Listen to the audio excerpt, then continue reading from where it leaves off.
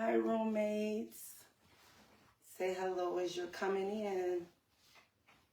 Hello, hello, hello. Good evening. Hi, roommates. I see y'all. Hey, Brown Fox. How are you? Thank you for joining. Hello, hello, hello. Hi, guys. Good evening. How are you all feeling? Hey, y'all. We have a treat tonight and every night that we are here with each other. So happy to be here. Drop in the chat how you feeling this evening. It's good to see you all.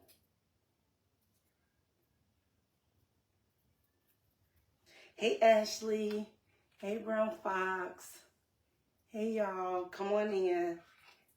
How are y'all feeling tonight? Y'all feeling happy? I'm happy to be here. For sure, without a shadow of doubt. Hello, hello, hello. Come on in, come on in. We got some goodness in store tonight. I see y'all. Say hello to your roommates and come on in. Hey, I see the hearts. Hi there. Hey, brother. Are you guys well? Wonderful. I am feeling blessed to be here amongst you all. Come on in, come on in.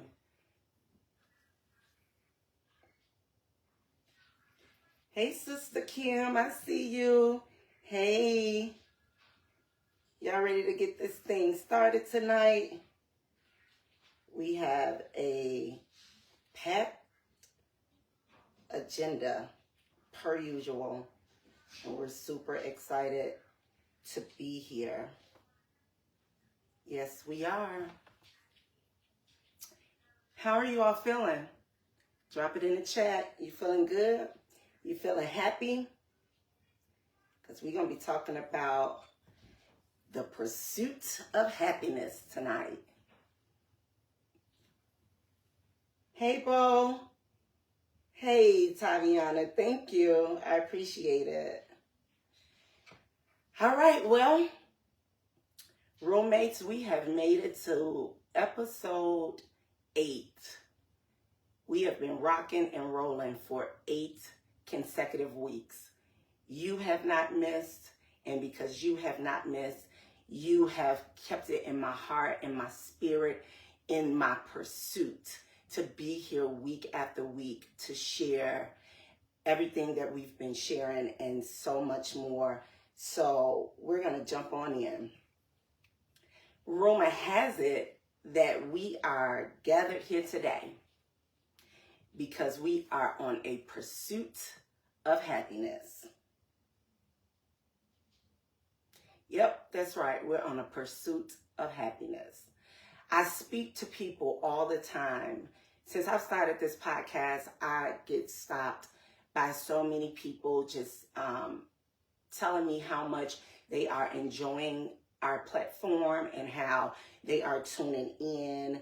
Hey, Sister Kaisha, happy Tuesday, happy Roommate Tuesday, and how they are delighting in this platform and what and how God is using me to bring forth His word and bring forth so much education and truth to us. So yeah, we're gathered here tonight in our roommate meeting to talk about the pursuit of happiness. We're going to start out off as we normally do. And our first message is brought to us by My Shirts. And it reads, blessed, not lucky, big difference, right?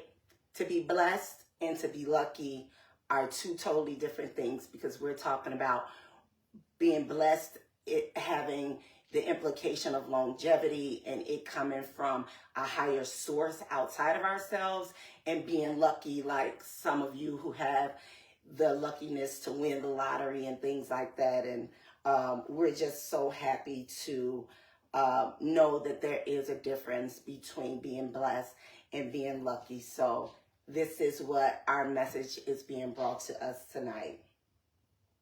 Hey Trey, I love you too, baby. I love you so much. I appreciate that. It's my nephew tuning in. Big stuff. All right, so let's jump on into our biblical reference, guys. It's going to come to us tonight from Philippians 4:11 through 13. And Philippians 4:11 through 13 instructs us to be happy in every situation that we're in. And it reads, I've learned the secret of being happy, and at every time, in everything that happens, when I have enough to eat and when I go hungry, when I have more than what I need, and when I do not have enough, I can do all things through Christ who strengthens me. So no matter what our circumstances are, we have to just dwell in it and appreciate it for what it's worth, good, bad, or indifference, right? Hey, Linda.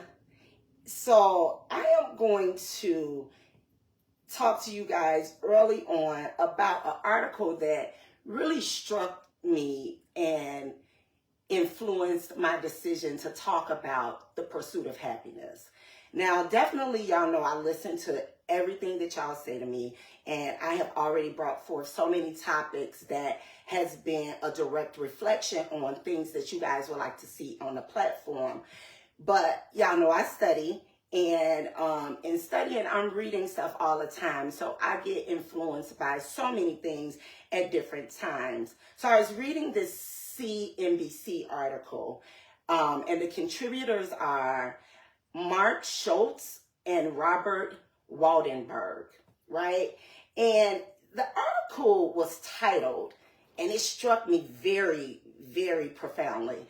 The article's title was an 85-year-old Harvard study found the number one thing that makes us happy in life. So I want to invite you all to think about what people or what this article is saying to us is the number one thing that makes us happy and essentially makes us live a longer, happier, healthier life. So just think about that and put a pin in that for me, if you will. So while y'all think about that, I'll tell you a little bit more about this Harvard study. So in 1938, remember this was an 85-year-long study, right? So in 1938, a group of researchers gathered to around people in multiple countries, and they gathered their health records of over 700 participants all over the world and asked detailed questions about their lives. And they checked in with them like every 2 years to figure out like what is going on with them. Good evening, Tina. Thank you for joining. And they did this over an 85-year period. So again, remember the study started back in 1938. So it was a decades-long study. And before we get to kind of like the results of the study and what they said the number one thing is, I gotta really share this story with you all that kind of made me laugh this week or this weekend when I was out and about. I ran into two people who I value and have always valued since I've known them my entire life. Hey, Faith, thank you for joining. And one is a male and one is a female. And we were out at a social gathering and we were talking, and I laughed because they were like, you know, you doing your thing, sis. We appreciate you. You are really standing on what you're bringing forth, and you are one smart cookie. And I'm laughing because the Harvard study, right? So Harvard being one of the number one most schools in the country, probably in the world, with the most accolades. So yes, our study is coming to us by this study from Harvard. And again, I'm just going to carry you guys just a little bit longer before I tell you what the results of the study was, right? Like, what is the number one thing that makes us happy? But before then, let's talk a little bit about what happiness is. And you can drop in the chat what you think happiness is. So it is the feeling or showing of pleasure or contentment. And it also means having a sense of confidence in or satisfaction with a person, an arrangement, or a situation. So unlike happy, which simply means being in a state of happiness means to be in a state of happy, right? But unlike just simply being in the state of happy, it also allows us to possess the awareness of the emotion of feeling happy. Because I know, and I'm sure my roommates know, because we're a smart bunch of people, that happy is an emotion, right? You can feel happy, but you can also be happy. And we'll dive into that a little bit more in just a moment. But happiness is feeling or showing of pleasure and having a sense of confidence in or satisfaction with a person, an arrangement, or a situation, and possession and awareness of the emotion happy. The pursuit of happiness teaches us that we are capable of living in a life that provides us with a sense of satisfaction that we are doing what is worth living for. In other words, it teaches us to actively seek our happiness and to never settle for just that one state of being happy, right? Because we just talked about being happy and feeling happy is kind of like this one state. But the pursuit of happiness is an active pursuit. And what I would like for you guys to do in the chat is to tell me what happens when you are in pursuit of something. Give me some examples of that. What does it look like when you are pursuing something?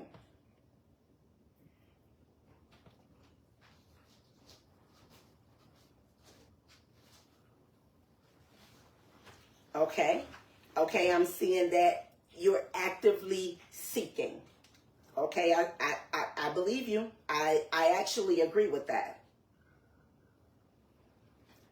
When you're pursuing something, you do not stop until you attain it, right? Think about courtship. Hey, Chantel, there go my girl. Hey, sister. Hey, cousin. You seek after it. It's consistent. It's obedience, right? So when you are pursuing something, it's almost like there's never an end point. You're constantly seeking. You're almost chasing, if you will. And back to the courtship I was talking about. Think about when you were being courted by your mate, your husband, your wife, your girlfriend, your boyfriend, right? Remember how good that felt in that pursuit, because you're constantly trying to one up the thing before to attain that next set of goals that you may have set for yourself. Now, we all have that end goal of what we're trying to do, but when you think about happiness and the pursuit of it, it's constant, it's consistent. Because see, something that made you happy when you were in your 20s probably no longer suit you in your 30s or 40s. Or something that made you happy in the beginning of something may not give you that same soothing measure when you have when that situation have reached its peak and it loses its pursuit. Right? So that pursuit is constantly and consistently going after what it is you're pursuing. But tonight, very specifically, we're talking about that pursuit of happiness. So what is it that we need to do to pursue our happiness? Hey, babe. Love you, sugar. What is it that we need to do to pursue our happiness? Because it doesn't stop at that person. It doesn't stop at that situation that once made you happy. It is a continuous effort to seek out a outcome that is going to suit you in your pursuit. Okay, so back to Schultz and Waldinger, right? The people we were just talking about as it relates to their study on the number one thing that makes a person happy. And drum roll, please. Schultz and Waldinger concluded that the number one key to a happy life is social fitness. Social fitness. And what is social fitness? I'm glad you asked. It is the ability to engage in productive personal and professional relationships, positively interacting with unit and command networks, and the use of resources that promote your overall well-being. Here's a reminder. Humans, we are social creatures. If you can recall, when God created Adam, he noticed a day or so after he created him that Adam was kind of moping along, and this is in Genesis, and you guys can find it there. But he found that though he had created him in this wonderful, beautiful world around him, and that he wanted for nothing, that Adam was still kind of moping around and seemed a bit sad. So I was like, you know what? I believe he might be lonely. And so if you know the story and if you follow the Bible, then you know that he put him to sleep, drew from his rib cage, and then from there, Eve was born. Right? So each of us as individuals, we cannot provide, we just cannot provide everything we need for ourselves. We can't. We need each other's interactions, and we need help from one another to pursue that, to attain that happiness that we are constantly in pursuit of, right? Hey y'all, I see you, MB Luxury Nail Lounge. Hey girl. So as individuals and as humans, we are social creatures. And what Schultz and Waldinger drew, their conclusion was that we need social interaction, and we need that social, we need what they call social fitness, right? And that's that ability to engage in productive relationships, be it personal or professional, positively interact with one another, and then also have resources to promote our overall well-being. So in our relational lives, there are 7 keystones of support that leads to happiness. What do you think some of those 7 keystones of supports are? Drop it in the chat. Right? Social fitness. We've defined that. Right? We are social creatures. We need other people on our pursuit of anything. We need other people. We need support. We need networks, right? We also have to be consistent in things that we are pursuing. Hey, Sister Sean, I see you. Emotionally, I see emotional here. Yes, we need that emotional stability so that we are able to lend to our relationships as we are in pursuit of our underlying happiness, okay? So there are 7 keystones of support that lead to happiness. Let's dive into them. One of them is safety and security. So think about this. How do you feel, or what does it feel like when you are in a safe place and you feel secure, right? Who would you call if you're up in the middle of the night scared And who would you turn to in your moment of crisis? This is surrounding safety and security. Who are you calling on? Thank you, cousin. Who are we calling on? I'm calling on God first, but who is your go-to person or people in your circumstances when you may not feel the most secure and you may not feel the most safe?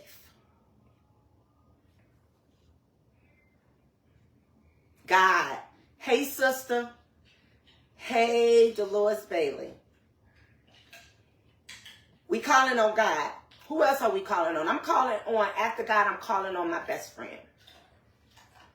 I'm calling on my best friend because that is the person that helps me understand in my most vulnerable times and help me feel the safest. Have you ever been in a conversation and before you entered that conversation, you may have felt completely defeated, deflated. You felt like all odds were against you. Anybody you may have had the conversation with may not have given you that ease of, you know what, sis, you ain't coming from a wrong place. In those very conversations, think about the person you can go to, not the person that's gonna claim that you're right about a situation, but the person who is going to hear you out completely, help you problem solve, give you insight, and also provide you with some points of references as well as points of support when you are in kind of like those darkest hours and you're not feeling your most safe and your most secure. So when you find that network and that support system of safety and security, it is one element that leads you closer to happiness, right? Hey, Marquita, you feel like you could do anything. God first and then your partner. And your partner doesn't have to be a domestic or an intimate partner. It most certainly can be your partner in crime, whoever that is, right? And they can provide you that safety and security. And then also those points of references of wisdom and care to kind of help you on this pursuit of happiness. And y'all know how that could be, especially when you're in a place where things just doesn't feel right or look right, right? All right, we out here naming names. Tamika calling on Nakia and Monique. Amen. Amen. You have to be able to call them by name. After God, you got to definitely be able to call your safety net and your security blanket by name. Next to God, right? Let's go on to our second keystone of support. Learning and growing. What we are doing on this platform week after week after week is learning and growing. And what this support system lends to you all roommates is an avenue on your pursuit of happiness, because pursuing is consistent. It doesn't stop. And when you are empowered by knowledge and empowered to grow, you are in a better place emotionally, mentally, and spiritually to pick up and continue on that pursuit. You don't feel so weighed down when you're adamant about, I have this end goal, and this end goal is happiness. But you gotta know and understand, roommates, that pursuit is never ending. You will be on this pursuit of happiness until the day you transition from this earth. Right? Okay. Emotional closeness and confiding. It really ties very closely to the first two things that we said. But I'm going to go back to who knows everything or most things about you. I've talked about this before. There's one person that knows everything about me, and that's God. But then second to him, there's a person that knows almost everything about me. And last week I gave her a 98.6. So it's even a 3.2% margin with my best friend that I don't even share with her, because I am on this pursuit of happiness, and some things I need to confer with God and God only to get through and to this happiness that I am seeking. Okay, that's good, sis. Yes. No one. I hear you, sister. Because sometimes it's difficult. Who can you call when you are feeling low and you can be honest with about everything that you're doing without feeling judged? Let's just add that small piece in there. Without feeling judged. Because who really wants to be going through something and really trying to pursue wisdom and growth and happiness, and then they're being met by a wall of judgment, a wall of deceit, a wall of uncertainty, and definitely a wall of insecurity where the things that you're sharing with them may or may not get leaked? Hey, Raquel, a stranger. That's good, Lois. A stranger. You know, I was in New York City back in June. And I was there on part business and part pleasure, and I was having such a fantastic trip, such a fantastic time. I took care of some business. I was there to see Chris Brown, and I was just in a really, really, really good place. But I ran up against, you know, a situation that I really didn't want to be faced with in that moment. And I got up and I got out and I just started walking in New York City. I did not know where I was going. Well, I said I'm gonna find me a Starbucks, and I'm gonna go get me an iced coffee, and then I'm just gonna keep walking. And in walking, I was walking. If anyone is familiar with New York City, I was on on 44th Street. And then I was going, and it's similar to Chicago with the numbers that I'm going to use. So I was on 44th Street, and I just started walking. And I ran into a complete stranger. And this man stopped me, and he started to talk to me. And all I wanted to be in that moment was happy, because I was so elated at what I had accomplished with my trip to New York City that I wasn't looking for nothing to damper my spirit. But I call it a little dampering, and I had to get myself up out of that, because I was still pursuing happiness, because I still had things to do on this trip. So I couldn't let nothing dampen that. So I said, let's take a walk and let's go. So to Lois's point, I was walking. After I got my iced coffee, I did not know where I was going to go to. I just was walking. So I ran into this man, and I stopped to talk to him, and we were talking, and he was telling me a little bit about his life, and I was telling him a little bit about why I was here in New York and how I was so excited about certain things, but I was unhappy in that moment. And I started to talk to this man, and I started to cry. This man was a complete stranger. And I started to cry, and I told him those things that I was happy about and a couple of things that I was unhappy about. And I felt so at peace and at calm walking and talking to this man. To one, we walked and talked so good. To one, I found me at least that intermediate peace where I could gather myself to be in that moment with that person. And I walked to Central Park. Now, I'd been to New York about 6 or 7 times. I had never been to Central Park, y'all. So for those of us from the low end, I was on 44th Street, and Central Park was on 59th Street. So I walked and talked to this stranger. And I felt good in my pursuit of happiness and making sure that I was not going to be down in spirit. I stumbled upon a place that I always wanted to go to. Now y'all gonna make me share some pictures, because I never shared it. And then when I got to Central Park, I got on the back of this trolley and got a tour of Central Park, and it was just so beautiful for my spirit and for my energy, and it refocused me. So to your point, that person did not judge me. That person listened to me. He heard me out, and he recentered me in why I was there, and he helped me on my pursuit of happiness. So to Dolores Bailey's point, she's absolutely right. Sometimes it is an absolute stranger, because they have no horse in the race on whether to try to drag you more, whether to try to, pull you in or pull you out of the place that you're in, but they have you both share something in common. The fact that you don't know anything about each other and that you are sincerely hearing a person out and allowing them to speak their piece. So that's good, Dolores. Thank you for that.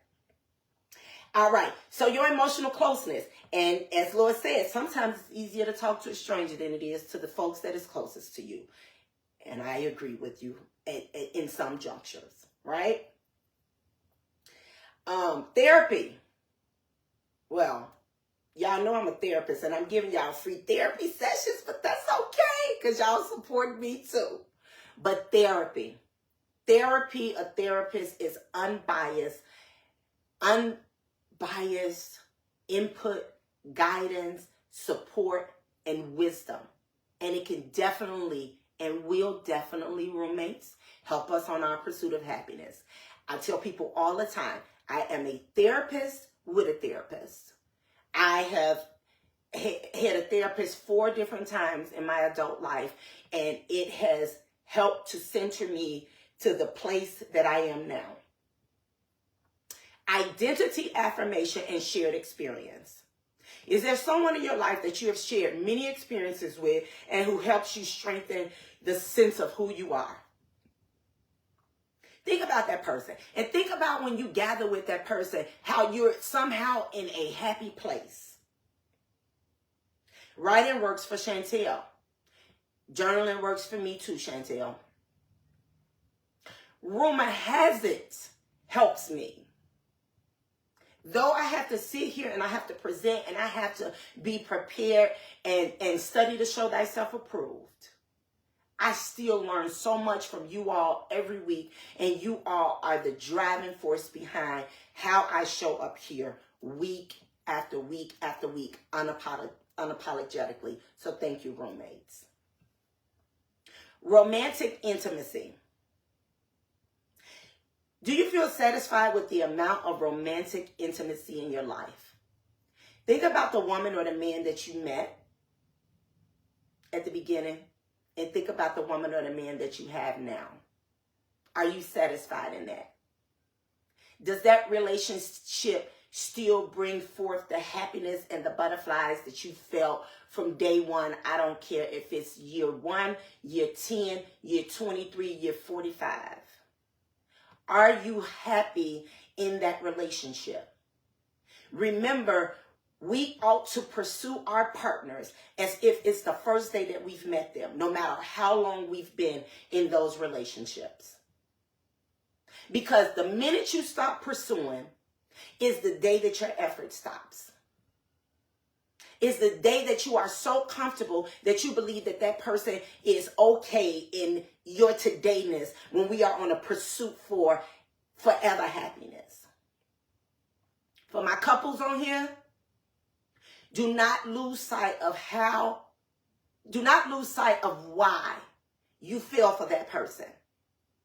And do not lose sight of how you got that person to solidify in a relationship. It is your duty, day in and day out, to pursue that man, to pursue that woman as if it's the first day you ever lay eyes on him or her. Never stop pursuing your partner.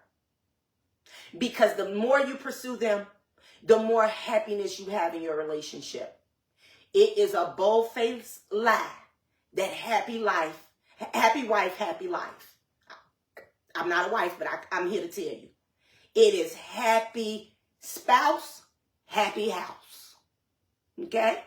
You pursue that lady, you pursue that man, y'all owe it to each other. Okay? Help of any shape, form, or fashion is your key to success and happiness. Right? This help can be in the form of information, or it can be in the form of practicality. What are we practicing? We are practicing pursuing happiness.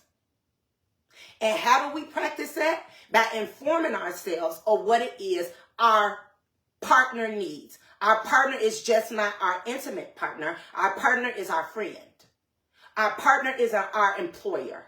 Our partner is our children. Our partner is our business endeavors. Do not lose sight of your foundation of pursuit. Because the moment that you do, you're gonna lose sight of your end result, which is happiness in it. Okay? But let's turn it up a little bit. Fun and relaxation. People tell me all the time, girl, you always somewhere. You always on the go. But guess what else I'm always doing? I'm always working.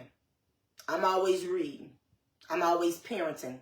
I'm always studying. I'm always working. I think I said that, but I need to say it twice because, yes, I am that person that I have multiple jobs. I am dibbling and dabbling in multiple things. So the pursuit is constant. So why not balance that with fun and relaxation? Every chance that I get, I am doing something that brings me joy. Now, I don't want to mistake joy for our pursuit of happiness, because a simple engagement can bring you joy, and that's momentarily. It's temporary. It is not forever. The pursuit never stops. You got to chase it down. You have to chase it down. Raquel says that that's her, and she loved helping others. Ding, ding, ding, ding, ding. We have to help one another. We have to be mindful that the things that we are resting in and pouring into, at some juncture, you are going to reap the harvest and the benefit of the time, energy, effort, and pursuit that you put forth in it. You will reap a harvest for sowing, pouring, and helping others. Okay? So those were our 7 keystones to in support that leads to happiness. So I want to give you guys a fun fact. And I don't want anybody to go, Tasha says pay it forward. You had better. You had better. I got a text message this morning and somebody was like, hey, can you send me X, Y, and Z? And I didn't think twice. I said, absolutely I can. And then the amount to me seemed so low that I was like, you gotta need a little bit more than that. And I multiplied it by 10 and sent it on out without thinking twice. I didn't even ask what they needed for. Because when you pay it forward, how that is going to come back and be impactful in your life at the juncture that you don't even know you need it. There are times that I just wake up and be like, okay, Daddy, meaning God, I need some money. And out the blue, here comes something. I don't know who, and that's why I'll never ask man. Because when I tell God, it's coming from somewhere, and it be right on time and right what a sister need. Literally, I just was like, I need a few dollars. And within 1 week time period, I got blessed with thousands of dollars that I didn't have to pay back, that came to me in an avenue that I didn't know to ask him for that from a certain person. But you have to be adamant about what it is you want. You got to be adamant about what it is you need. And you have to be adamant about who it is you can get it from. But if you pay it forward, to Tasha's point, then it can come from anywhere or anybody. Okay? I want to give you guys a fun fact. And before anybody go to Google, I want you to drop in the chat. Don't go to Google, because as soon as you say the country, I'm going to bust you out and say you did not know that.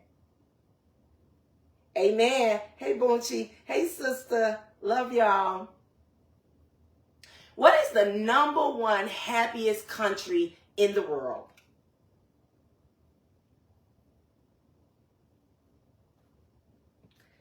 Drop it in the chat. Don't go to Google. Drop it in the chat if what you think is the number one happiest country in the world. Anybody? Any takers?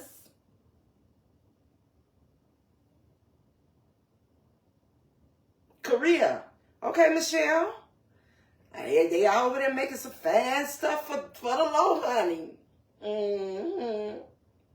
Okay, Raquel says France. Au revoir. You know what, Veronique? Switzerland. So Bo says, that's Veronique Wallace for y'all who don't know. She got it right. She said Finland. Finland is the number one happiest country for 7 years in a row in the world. Want to know why Finland is deemed the number one happiest country in the world? Glad you asked. They receive systematic support. What is systematic support? Systematic support, think about, and I ain't being shady, think about PPP loans.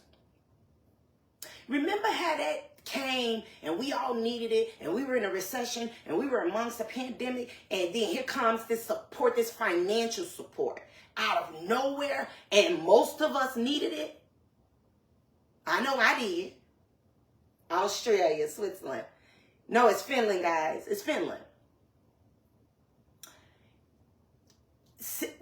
The first thing is that they receive systematic social supports.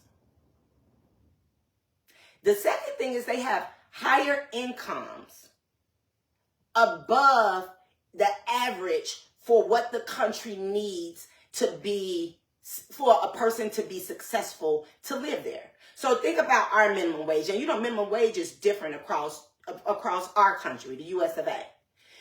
I think in Chicago now we've made it up finally to $20 an hour. New York, there's a higher cost of living, so they might be 20 something. You know, down south, their cost of living is a little bit cheaper, so they might be at $17, right? So think about that. And then that's the government and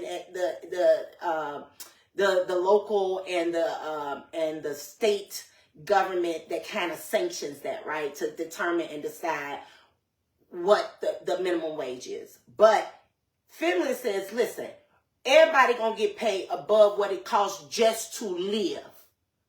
So we don't want, if the rent is $1,000 a person, we don't want nobody to make less than 3 times that amount. Okay? Talk about support. Talk about the pursuit of happiness. If every time I open up my paycheck, it's 3 times the amount of my mortgage. It's 3 times the amount of all this hefty food costs we got. I know I'd be happy as I almost said something. Better quality of health and access to health care.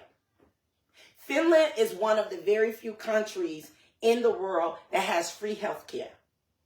So I can only speak for my health care. It costs me lots of money a month to pay for it, to have health care for my children and my family. If I could pocket that, I'd be okay. Okay? Freedoms to choose. So they don't have all of those things that we have in place that make it difficult for us to choose to be happy. Am I choosing to pay my rent, or am I choosing to buy food? How can you be happy in a situation where you're unable to provide all of your family's needs? It's impossible. But you know, all things are possible through Christ, okay? They have generous systems. So their school systems are generous. Their cost of education is low to nothing, right? For speaking of this study at Harvard, for the people that study at Harvard might have to pay $500,000 for a master's degree versus at a city college where you may have to pay $5,000 for, or $50,000, at a lesser price. But imagine a system that pours into us and say that we all have the right to equal education and for it not to drain us of our sanity, of our finances, of our wherewithal. It essentially tells us we ain't got to do nothing strange for the change. Okay?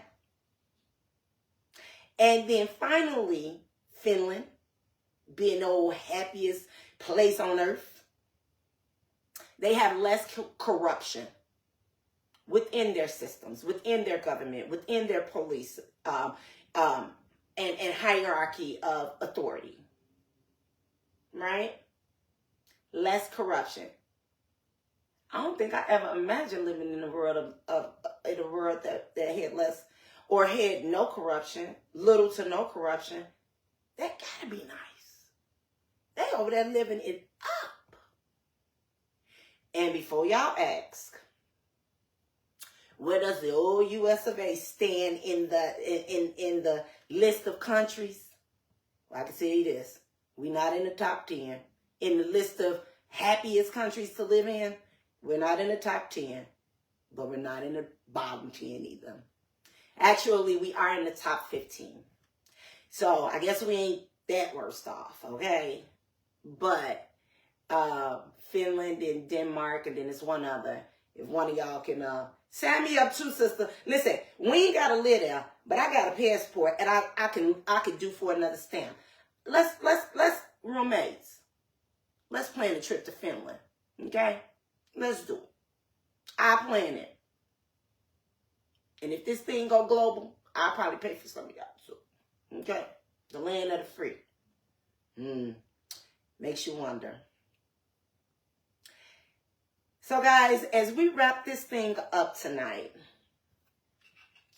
I want to take us back to where we started. Being on our pursuit of happiness, it shifts our perception from settling in what is known and forces us to be intentional in our pursuit. That pursuit is continuous, and it means that we never stop pursuing, even if and when we believe that we've achieved pure happiness.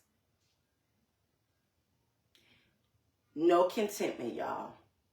No contentment.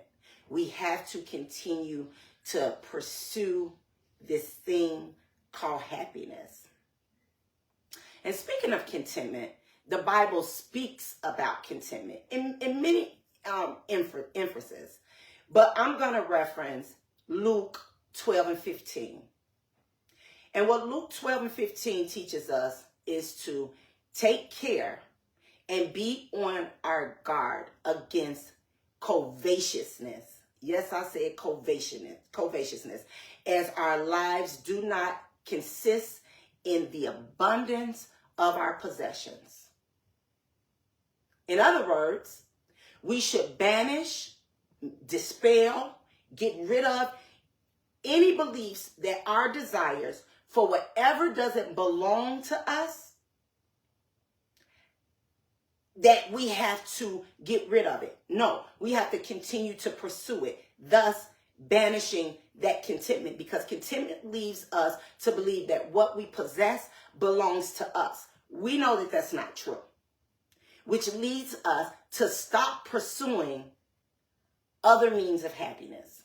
Although that man makes you happy today, do you sit there and deal with the things that he is bringing forth to you? Although your friends at teenage years kept you happy with doing certain things, as you grow and as you develop and as you learn how to live a different type of lifestyle, is that still adding value to in your pursuit of happiness? Our needs change. Our needs do not remain the same. They change. They are constantly changing. So, in closing, what should we do on this pursuit of happiness, Phoenix? We should seek God. seek God above everything. We should know our triggers and remove ourselves from situations and people that trigger us. We should respond less, because everything that goes on around you do not need a response. Silence, in many instances, is golden. Don't go back and try to change their mind. Don't go back and try to change the course of the relationship. Don't go back and try to clear up your name. Allow your work, your worth, your trust in God to clear it up for you. Okay? Spend time with people and doing things that make you happy. Lord says, be slow to speak and quick to listen. I agree. Give yourself daily affirmations. Remember, you are blessed. You are not lucky, and that's a big difference, right? Indulge in self-care. Do some reading. Do some journaling. Expand your knowledge base. Do some learning. Do some growing. Set your standards for your life and your happiness instead of comparing yourself and situations to that of others.